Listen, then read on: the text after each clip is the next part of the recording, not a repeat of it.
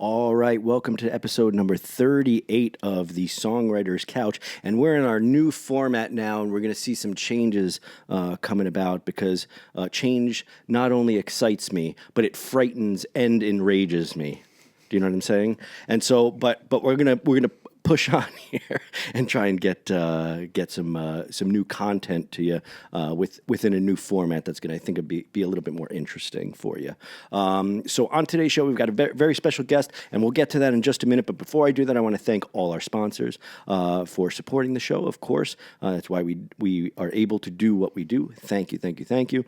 Please go out and buy their products, click on their links or whatever it is that they want you to do. Do exactly what our advertising sponsors want you to do, okay? Thank you to our patrons for the support, because you are very generous in donating your hard-earned cash to the show. And then secondly, thank you to everyone that does already like and subscribe and comment on the videos and watch them. We really appreciate it. And please, if you have not, go down, I don't know where it's going to be, wherever it ends up being, the little animation thing. Like and subscribe. Share I think we just lost a light, by the way, over here. This one just went off for some reason. I don't know why. But please like and subscribe now. And as soon as Allie turns that light back on, and we have consistent lighting.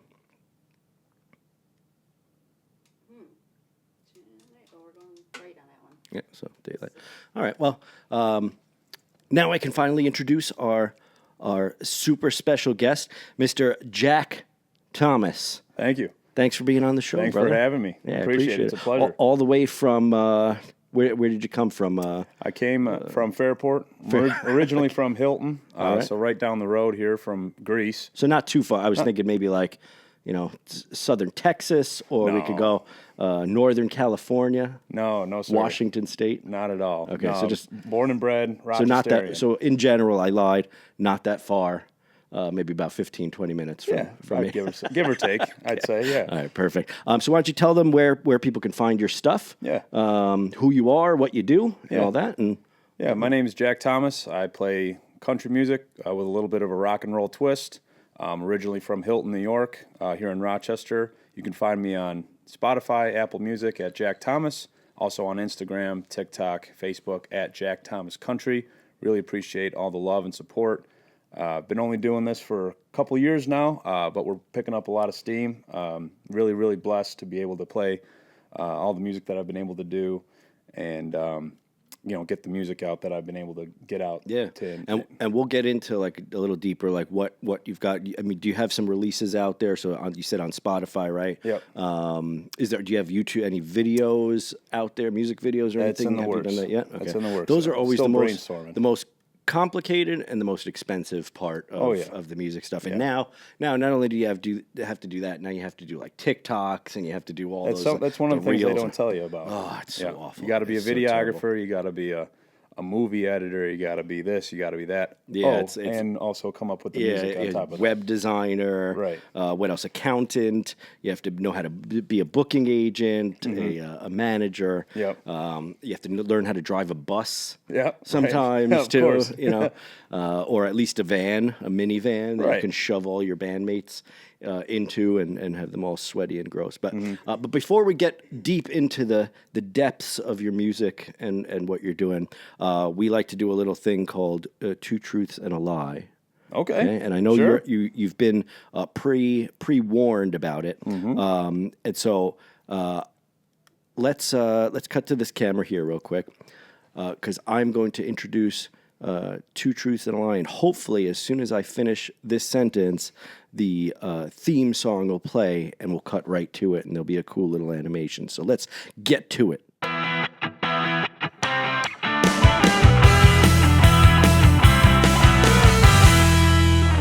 we're back. Did you like that? The magic of like that. post production. That's great.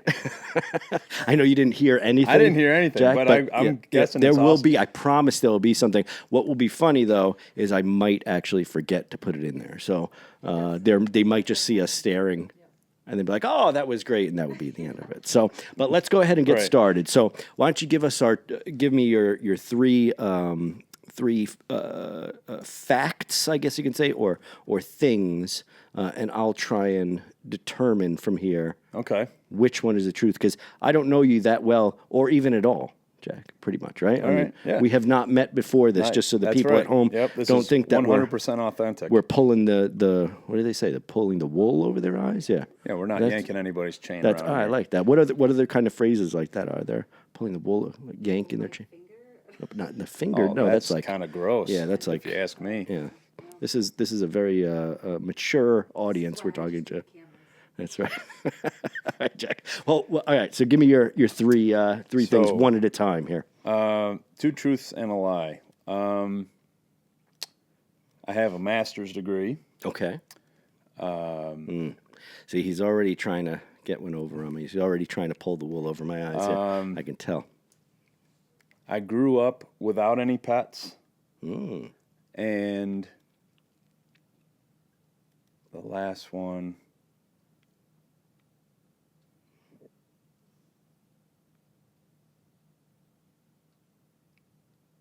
I played 4 years of college football.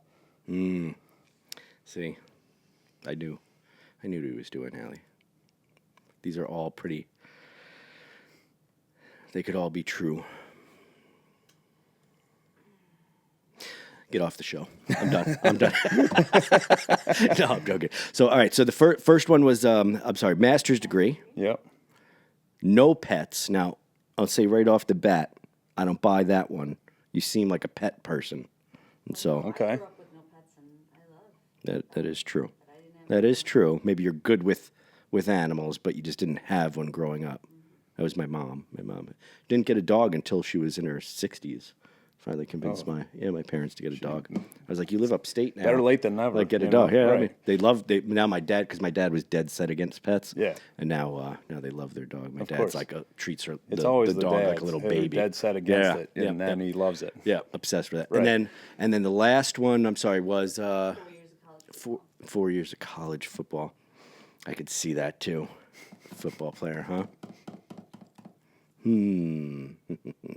What are you thinking, Allie? I think he hesitated on the college football because he wants us to think it's a lie. I think that one's true. But it makes like- me think the master's degree one is wrong because the 4 years of college you need 5 for a master's. Well, he might have a master's degree, and that's why he took the intelligent way of pausing there to make me think that was a lie. And maybe it's actually the pets thing. You know what I'm saying? Like he learned it in college to lie. Maybe it's the football one. I'm gonna go master's. You can go pets. Yeah, I'm gonna go with the pets as the line. Don't say it just yet. You said which one? The master's degree is the lie? Yeah, only. Yeah. Yep. All right. Well, let's get a drum roll. Drum roll here. So the lie is pets. I grew up with Look at that. every pet imaginable that you could think Cut to of. this camera. Cut to this camera. Okay. All right, you can cut back to it. Yeah. So, So no pets at all? no, I did grow up with pets. Oh. That was the lie. See, Yes. I got all I had wrapped up in the wording of it. I had a dog. I had cats out the wazoo. They We were, lived right there were always there's never just one cat. No. I've found and people that we have cats. had cats, and then down the road there was a barn, and then across the street there was another farm. Down the road the opposite way there was always cats just showing up at our house. Yeah. And Who was the person that would take them in? oh, my mom and my Your sister mom. were Okay. taking them in, and they I guess we got another cat now. And then we grew up out in the country in Hilton, and baby squirrels just show up out of nowhere, baby raccoons, baby possums, baby rabbits. And that doesn't really work out well with having a lot of cats around. So you'd walk up the driveway and there's just dead rabbit just hanging out. Yeah. Like, oh, saving that for later. Well, you know dinner. what I mean? Yeah. Yeah, of course. You got They to have roast it up. leftovers. You know, he's grilling them on the blacktop. You know, to warm them up. My a little grandfather's, I'm half French. My grandfather was born in France, lived in France. So rabbits were like delicacy. Yeah, you'd always have rabbits. Oh, You'd of just go out course. and shoot them and rabbits. bit. Right. Too, you know? Yeah. Yeah. With the Krispy Kreme donut. We're already pissing a bunch of people off shooting rabbits and whatever. But that's all right. I probably should have listened to the wording of what you were saying more. So you didn't have pets, and that's the lie.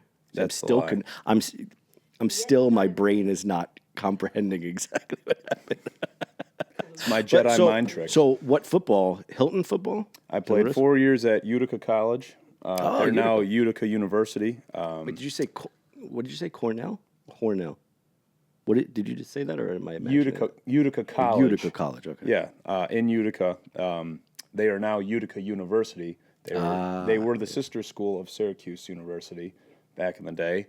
And then in 2009, they went independent and became their own school and applied for university status, I believe, as of 2022 or 2023, one of those. But the Utica University. What position you played? Not that I would know what it means unless it's quarterback. I know quarterback. I played quarterback in high school. And I think I know running. There's a running back. I don't know what the running back does though.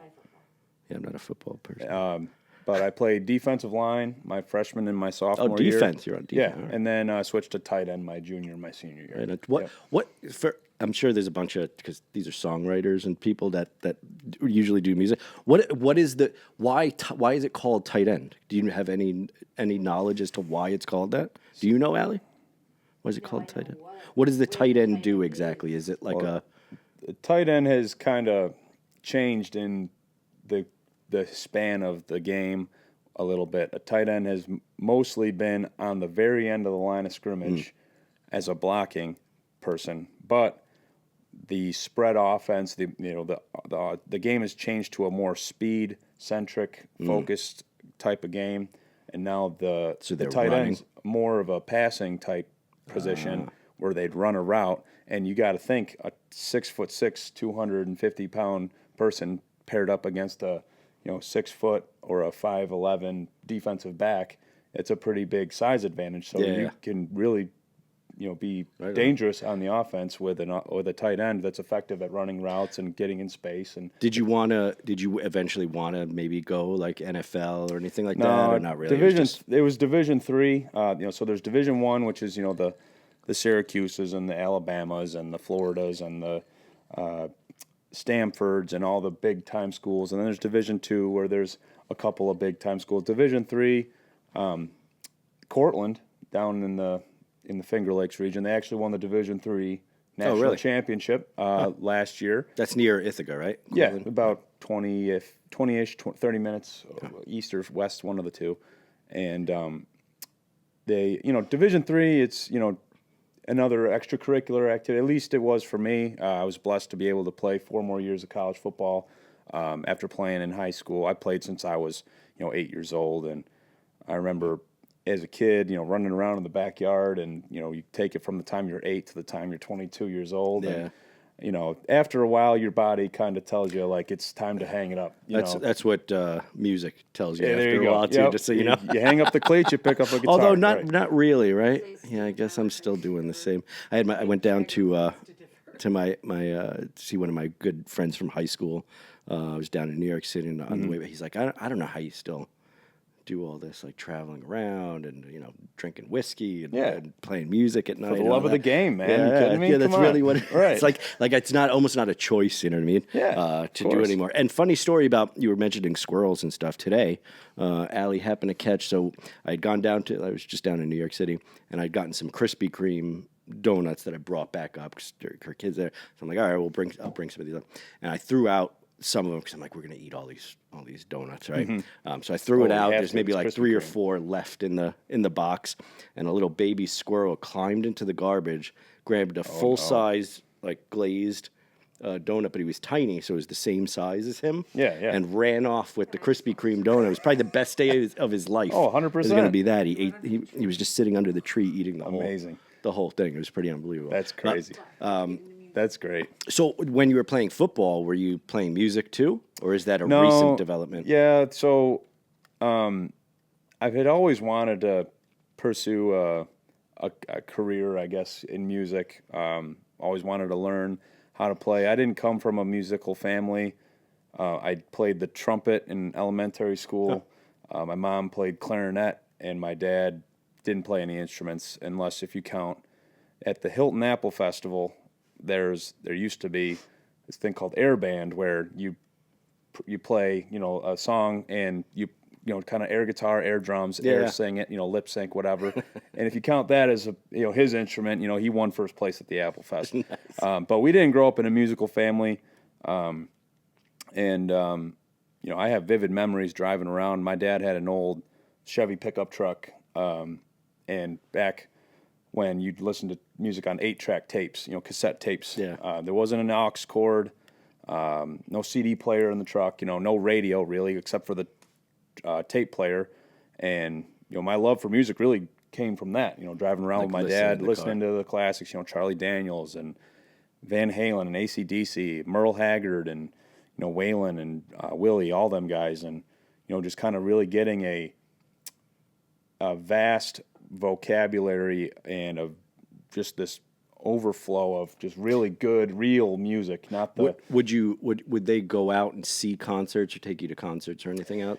Whatever was playing local, at the time, it was a different time back then. The only time you really got to see live music was at the carnival, really, the Hilton Carnival, the Fireman's Carnival. And, I remember as a kid, the beer tent, it's called the Zoo. I'm sure you've heard of it, but because it really does turn into a zoo, at the end of the night. And that's why I kind of, once it hits 10 o'clock, all right, I'm going to get rocking and roll. You know what I mean? So, but I remember, peering through the cage, because I was a little kid, running around. You can't go into the beer tent as a 10-year-old, you know. But I remember looking at people like at the beer tent, looking at these, the band up there singing. I'm like, that's going to be me one day. You know what I mean? But I just said, you know what? I've got sports, and then, music is probably not going to happen. I got to get a job like everybody else, and then went to Nashville with a couple of my buddies from school. Oh, speaking of, I think I've shout out to the local. The local, excellent. But and a couple of my friends up here, they had started to get into learning how to play the guitar, how to, learn some songs, and, they're playing out at bars, and I'm walking around these bars in Nashville, and I'm looking at these people singing. I'm like, this guy, I could sing circles around this guy, not to brag or anything, but I mean, if he could do it, I could do it. See, that's, what I mean?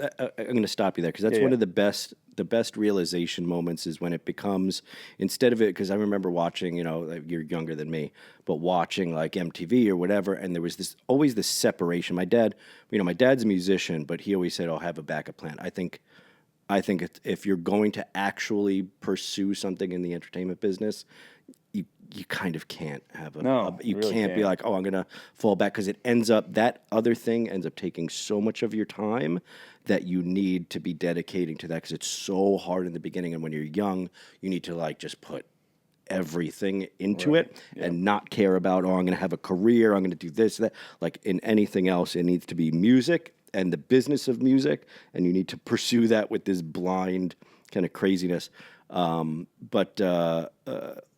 I think that once the line blurs between, that's the person on TV and they're different from me in some significant way that they can do it, but I won't ever be able to make that happen, I think is probably the most important thing for someone that's going to eventually do it as a profession. Yeah. Like one of the things I did when my daughter, do you have kids at all? No. So one of the things I did when my daughter was real young, I took her to the Grammys, and we ended up, a whole series of events happened. I ended up sitting kind of like front row right next to the producer. She was there. She was little. It was the year Billie Eilish won like 8 awards or whatever. And I just remember seeing her face.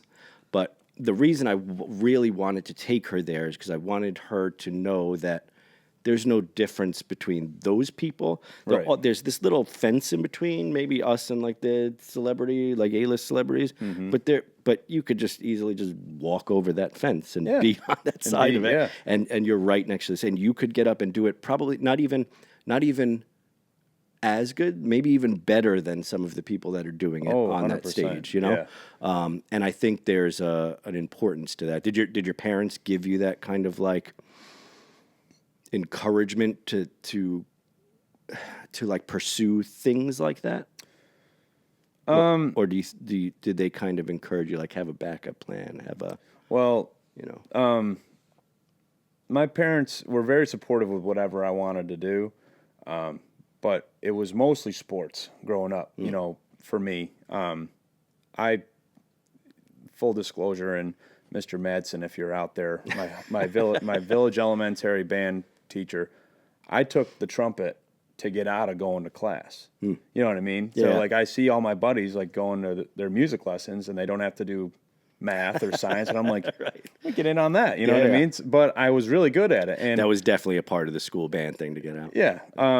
And then, you know, I was like, I'm not really liking this, you know what I mean? But my mom and my dad are like, you're finishing until you're done with elementary school, till 6th grade, you're going to stay in the band. You made a commitment, you're going to do it. Huh. And, you know, pursuing music really wasn't a desire when I was younger. It was mostly, you know, whatever sport was in season, I was playing it. You know, football, basketball, baseball, golf, you know, working out, you know, summer league basketball, spring ball, summer workouts, fall camps, you know, all that stuff. And then, you know, once football, when I was done in college after my senior year, I was like looking for something to do, you know, looking for something to fill my free time with. And you know, I finished my degree. I got my master's at Roberts Wesleyan. See, so that was true. That was true. Yep. Shameless plug. That's right. You know, COVID hit. You know, after going to Nashville, you know, you kind of get inspired when you go to Nashville. You're like, oh, if this guy can, and that was me. If this guy can do it, I can do it, 100%. And you know, I bought a guitar from a friend of mine. How old were you at the time? You said I was 22, 23-ish. Yeah, and March 16th of 2020 is when COVID hit, and I'm like, well, the guitar's been sitting in the corner for long enough. Let's pick up the guitar and learn how to play. Nice. And Marty Music, shameless plug, I'm sure we've all learned a thing or two from Marty Music on YouTube. 5 minutes a day. Pick it up, do my thing, do my video, 5 minutes a day, and get the muscle memory, and then I put it down. The next day I'd come back, do the same thing. Did you? So I'm also very into kind of like I run a lot of marathons and stuff in the past, and I feel like there's a very similar approach. Like the musicians that got good were the ones like my older brother's phenomenal lead player, right? Yeah. But he would just sit there for hours and hours and just practice, right, over. And I think the mindset of that translates from like athletics to something like music or a performance thing, because the amount of practice, sometimes you have to do things like, I'm sure like there are moves in football you have to do just over and over and over until it becomes just a natural thing that you're doing, because it's very unnatural to be doing what you're doing with your hands, especially you're kind of what is that called, ambidextrous in a way. So like, did you take that kind of approach to learning guitar? Like, did you take like you get what I'm saying? Like, I know what you mean. Yeah, mindset. I would say so.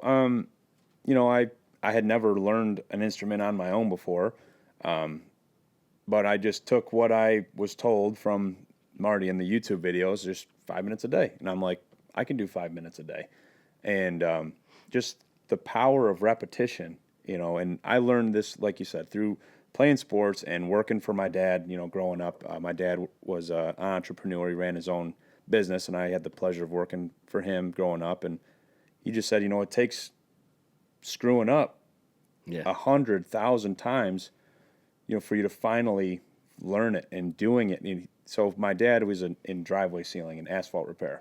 And, you know, you paint somebody's siding, with asphalt sealer, or you get it on the pavers and you have to scrub it, and you learn pretty quick not to do that. And it's cookie cutter. It's the same thing. Every single job. You go up to the job, you clean the job, you start up at the top, you work your way to the bottom, 20 minutes, you're on to the next one. And you do that every single day. And I could seal driveways in my sleep. Yeah. You know what I mean? And so can he. With the amount of driveways we sealed, like in the tens of thousands of jobs that we've done from the time I was in 8th grade till the time, a couple years ago when we finally hung it up. But it just takes that repetition of just relentless effort, even if it's just 5 minutes, because then I remember there was a point where it clicked. And it was, well, I'm going to 10 minutes now. Yeah. And then 10 minutes turned to 20, 10 minutes turned to 30. 10 minutes turned into me sneaking down into the basement and learning, doing extra stuff at 2 in the morning. It's it's just interesting how those like people tend to not want to do the practice in particular. Like that can deter people from, it's going to take so much of my time to do it. You start doing it and it's like, you got to force yourself a little bit to keep doing it because you're bad at it. Yeah. So you have to force your way through that. Right. And then eventually, like you said, you get to that point where it's like, it's actually becoming fun because I can do stuff. Yeah. And that's a big leap though from, you're learning chords and getting calluses on your fingers and learning how to strum and do all that kind of thing to then I'm assuming probably you started learning other people's songs first, right? Oh yeah. So you'd play what were you? So I was never into country music. Was it country music immediately? That's kind of what you were drawn to, or was it? So classic rock, country, the classic country. That was all we listened to growing up. A lot of Alan Jackson, a lot of Toby Keith and Tim McGraw. That's right, R.I.P.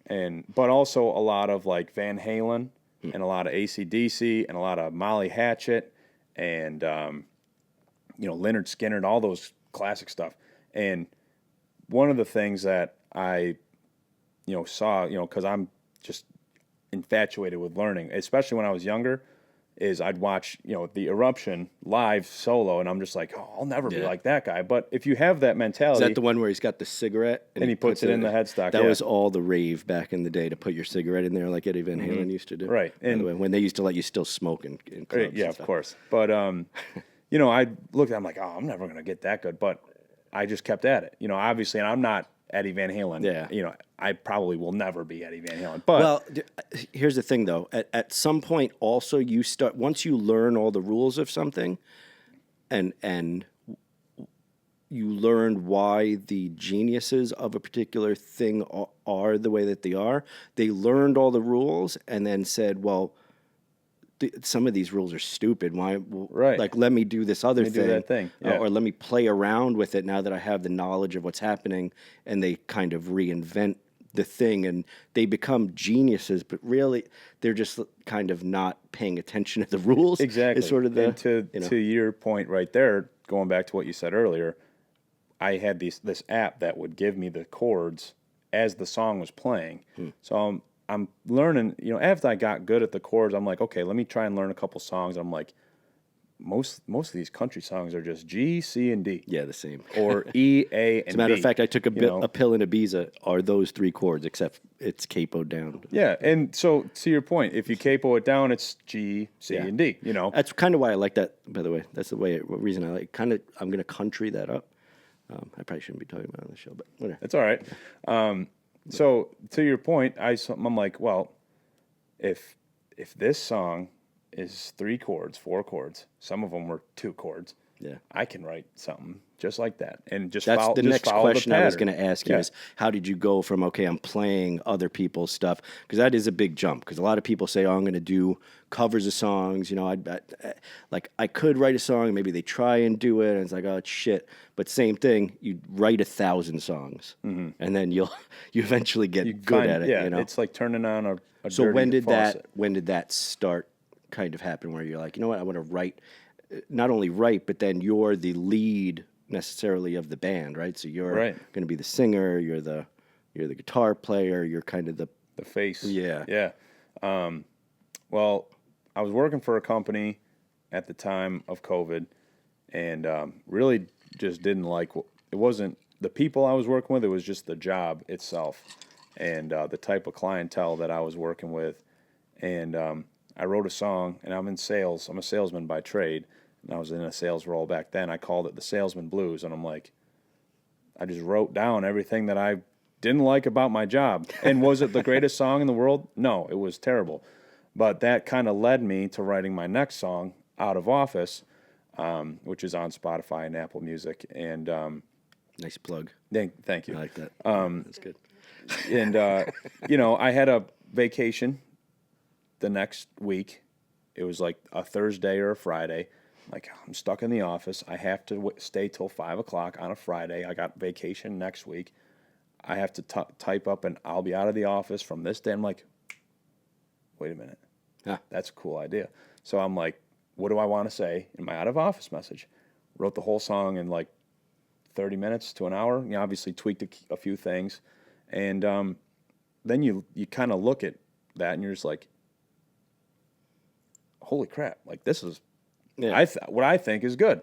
So then and another thing that I like to do is you have an idea of what it sounds like in your head, right? But then you get into the studio to record it, and it sounds different, but it's better. It's like, ooh, that's different. Yeah. I like that. Instead of what I had in my head, like this sounds even better, you know what I mean? And then the marketing of it, and then the getting it out, and then the feedback you get, and then taking that and then just rolling, and the ball keeps rolling, the snowball keeps getting bigger and bigger and bigger. See, I think that's something too that I think probably your I'll call it your athletic career probably gives to you too. Like I used to when I first started really, really performing a lot, I would take a video of every single performance that I did. I'd watch every movement that I would make that's awkward or weird, or it's kind of like rewatching your football tapes or whatever. Right. And you look at it and say, okay, well, I'm doing this wrong, or I don't like that. Some other things that I would do too, as I'd play, like you're talking about the studio, you go in and record stuff, and sometimes you play around with it and you make cool mistakes that you're like, oh, ooh, what's that? Right. Like something you thought you fucked up. I think we're far enough in now. We're good. Something where you fucked up and you're like, oh, I'm going to keep that. I'm going to alter that just a little bit to make this new thing. And people are like, oh, I really like that part. It's like, that was a fuck up that I made into like I remember reading a book on Eddie Van Halen, and there was I think it was the song Fools, that opening guitar solo he does in Fools. And he's like, I messed up. I was just playing way too fast. I didn't even hit any notes, but they kept it because it sounded cool. Yeah. And everybody's loved it. He's like, what do you like that part for? I messed up. It's nothing. You know what I mean? Yeah. But like to your point, you never know. You just make it, write the song, write the lyrics out, write the melody out, jam it out. And if it sounds bad, toss it, scrap it and throw it away and try again. Yeah, at least you're getting it out of your head. Exactly. I think one of the funny kind of facts about Eddie Van Halen too that I learned in the last maybe 2 years was that some of his solos, what they would do is he would go in and he'd do a solo and he'd just improvise it, but he would do like multiple takes, and then after it they would cut the best pieces of it. Yep, I heard that. Put it together, and then he'd have to learn the solo. But sometimes they were all over the fretboard, right? So he'd have to force himself to learn to play this thing that he couldn't even play before. Exactly. But it's now on the recording, so he'd have to go out and play it. Right. And I think the recording process is cool because I learned some stuff from doing that. Like I would sometimes throw on auto-tune, right, on a recording, like just if I'm first playing a song, and I'd really go for shit that I couldn't hit necessarily, and the auto-tune would put it into notes that I'm like, oh, that's really interesting, melodic thing, and then I'd go back and I'd learn how to sing it, so that I could do it live or whatever. So when you go into record, are you typically doing that at home, or are you doing it? I have a friend of mine that I've known since elementary school. He does a lot of work with a lot of R&B artists, but I was like, hey, I'd like to get into recording some stuff. Can you help me out? And he's like, sure, but I don't know how to do any country music, so you're going to have to tell me what you want to do. And I said, what's that? What's his name? His name's Phil Vidoc. Shout out Phil Vidoc if you're listening. and I got a couple of contacts down in Nashville where they've done a lot of professional stuff for me. My second song, Put a Beer on It, was produced by a friend of mine, Corey Horn, down in Nashville. Shout out Corey Horn. And working on a third one with Tyler Spicer. Shout out Tyler Spicer. And that process is cool because you send a scratch recording on like a voice memo, and you send it to them, and then it's like, that's it, I'm done. You know, like, and then you kind of like, the anticipation's like, ooh, what are they going to send me? You know what I mean? It's really like the mixing, mastering after the fact. It's magic. I'm nuts, so man. bad at it personally. That's why I just send it to them. I always let you send it guys do off. that. I'll just send you the stuff. There You really take are care of like the hard there part. are artists that can mix and master. Shout out, speaking of, to Brian Moore over at Tone Studios. Here. Oh, I love Brian. I talked to you him know the Brian? other day. Yeah. Oh, no shit. He was on the show. I don't know, 10 episodes or 15 episodes or something like that. Yeah. But he produced our latest single, "The Music Saved Me," which I never shout out "The Music Saved Me" is out on iTunes, all that stuff too. Patrick, Joe, and Ben. I never shout out my own stuff. What did you say? It was just submitted for Grammy. That's well, we won't talk about that just yet, so we don't jinx it. Yeah, right. You can't jinx it. But all right, so we are coming up on time here. But why don't we? So what's your favorite song? Do you have a full EP released, or is it just singles that you've got out? It's now? mostly just singles right now. I'd like to get an EP out if I get enough. I have enough songs that I would like to record. Finding the time to record. We're planning a wedding. My fiance, future wife, and I planning a wedding. She's doing most of the planning. I'm just saying, yep, sounds good. Type thing. And That's how it goes. Yeah. Along with that, and my full-time job, and I do a lot of solo gigs and trying to prepare for like these full band things. I'd like to get a full EP out. Maybe once the summer and the fall kind of dies down, and we can stay shacked up inside. Yeah, that's kind of. really It's get to work funny on that you say that too, because my band and I, like we were just talking about. Breaking up the year into certain portions, like November, December, usually pretty quiet for gigs and stuff. So Yeah. let's record albums during that time. What's the name of your favorite? I'm probably gonna guess it's the latest release that you had, but what's your favorite song that's out that people can check out? My favorite, I'll give you the Tom Brady answer. Because he was asked, what's your favorite Super Bowl ring? Yeah. Because Tom Brady's got like 6 Super Bowl rings. Does he?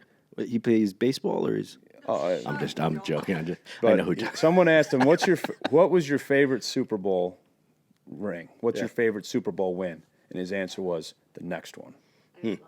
So personally for me, I want to be the best, and this comes just from me being a competitive guy. I want to be the best at anything I do, whether that's making music or washing dishes. My fiance will tell me I don't wash my dishes, but if I'm doing anything, I want to be the best at it. So I guess if that's an acceptable answer, I just want to I want to get as much music out as I can. And Well, why don't we say this then? What's the most latest release that the latest release is Put a Beer on It. That was produced by my buddy Corey Horn. My dad and I, we have a saying, I'll put a beer on it that he misses this field goal. Or I'll put a beer on it that I get a deer before you this hunting season. Or I'll put a beer on it that XYZ happens, right? Yeah. So we use it as a way of gambling. Do you follow through on that? The beer? Oh, 100%. All right, You good. have to. Yeah. You know what I mean? You got a little book that you keep in your back pocket? Well, it's all up in the one steel. One beer for me. It's all up in the steel trap, really. But I wrote that up on the top of the page. I'm like, put a beer on it. I'll put a beer on it. She's probably getting dolled up to take on her hometown. And it's inspired by a true story. Everybody's been broken up with, but it's relatable. I just was blown away by the production value of it. And I think the message is great. And songwriting, I did a lot of, all of the songwriting on it. That's and awesome. Do you have, is the song available at least to listen to on YouTube? Oh, yeah. You have it? Yep, Okay. it's on YouTube. So we'll post a link to that, too. I think that'll Awesome, be the great. easiest if Yeah. you have that, because I never know. First of all, I'll say this. I generally don't say go on Spotify and listen to any musician's music, because you make the least amount of money on really? Spotify than anywhere else. But we'll post those links, too, if you got them. Just Yeah, shoot them absolutely. over to Allie and For we'll get sure. them up there. So let's do this. If you were to say one thing to kind of maybe someone just getting started in songwriting or learning guitar or getting into music or anything like that, maybe a young person, what would you say your maybe a piece of advice? My piece of advice, I would say to anybody looking to start is to do exactly that. It's just start. I'm a guy of analogies, and I've got isms that for any situation. And when I was down in Nashville, the most recent time with some friends of mine and my fiance, I asked a guy, like, hey, I want to get into, doing gigs and form a band and start writing my own songs. I'm learning right now, but I'd love any little bit of advice that you can give. And he said, just start. And the analogy that I had heard, it's like turning on a dirty faucet. It's going to come out brown in the beginning. It's going to come out really, really crappy. But if you let the water run long enough, technical difficulties. Yeah. If you let the water run long enough, I think the guitar's drunk. Yeah, too much of this Japanese stuff here. But if you let the water run long enough, it starts to get clear, and it starts to taste pretty good. But if you turn the faucet off too quick, that brown stuff's going to start to bubble back up into the faucet until you turn it back on again. So I like that. The growing pains of learning the chords, the growing pains of writing out crappy lyrics. Every songwriter, at least that I know of, has started out writing a really bad song. But you get enough of the bad ones out, you write 100 bad ones, and you got maybe 5 or 6 good ones. And you're like, ooh, yeah, that's it. And it only takes one for people to be like, wait a minute, you wrote that? Yeah. Holy crap, that was awesome. What else you got? You know what I mean? Aaron Rodgers, pro football player for the Packers, and he plays now for the Jets. Somebody was scouting, the player or the scout from Cal, Berkeley, was scouting a wide receiver at his junior college. And they saw Aaron Rodgers on this wide receiver's tape. And the coach was like, who's that guy? Yeah, like, screw this guy. I want to see. Well, I mean, I want both of them guys. You know what I mean? Like, but if it wasn't for him, scouting this guy out, he would never have found Aaron Rodgers. If Aaron Rodgers was kind of given a half-assed attempt, he would never have gotten scouted. Yeah. You never know who's watching, and just start. Just go through the motions and go through the pains, and you'll end up finding your rhythm. I will say this, and I'll add on to that because you just brought up a very particular point. I love what you just said, but secondly, if I'm playing in front of the bartender, I'm going to play that show like I'm playing to 50,000 people 100%. in a stadium somewhere. Right. Not because I think, okay, someday I'm going to get discovered or whatever, but I want that person to experience what like the music that I'm performing in the way that if I was to, let's say, be playing a 50,000 person stadium or whatever, would experience that, and I want them to feel that, and I think it's a personal kind of challenge to myself, and right. to make sure that they have that experience, even if they're the only one in the place. That's it. You never play to the empty seats. Yeah, you always play to the people that came to the show. Yep. I like it, Jack. That's a great quote to end on. Why don't we cut to this camera real quick? Oh, wait, before... Yeah. Go tell them where you want them to go and find your stuff one more time for us. Yeah. I'm on Facebook, Instagram, TikTok at Jack Thomas Country. Also on YouTube, Spotify, Apple Music at Jack Thomas. Really appreciate all the love and support, and new music to come out very soon. Yeah, awesome. Thanks for being on the show, Jack. Thank you for having me. Really so before we appreciate go, let's cut here. So remember to please like, subscribe. Thank you again to our sponsors. We are going to be changing the format a little bit more as episodes go on. Speaking of getting better and better, that's right. We're at episode number 38, so we're about halfway to 100 almost now. And things will change a little bit, but I promise you'll like all the changes that come about. Very good. Jack, first time on the show, but next time, hopefully you have your full EP out. Of course. When do you have any shows coming up after next week? Next week, actually, excuse me, no, I don't. This Thursday on the 1st, I'm at California Rolling. So that'll already have passed probably by the time this comes out. That'll be gone. But I'm filling up the calendar as I go. But on Facebook, I put an event, and I also posted on my Instagram story 2 weeks out, and then also the day of. So Beautiful. if you see an event, come on out. So we'll post all your social media, people. Perfect. Find him, subscribe to his stuff too. Thank you, everyone that listens. Thank you, Allie, for keeping us on time and doing all the beautiful lighting. That's right. Couldn't be here without Allie's help. We actually both look like terrible ogres in course. real life. Yeah. But because of the lighting With and the this camera lighting work, and- we look sexy as Pretty good. Sexy For AF, as the kids First would time say. for everything. Looking good. That's right. Yeah.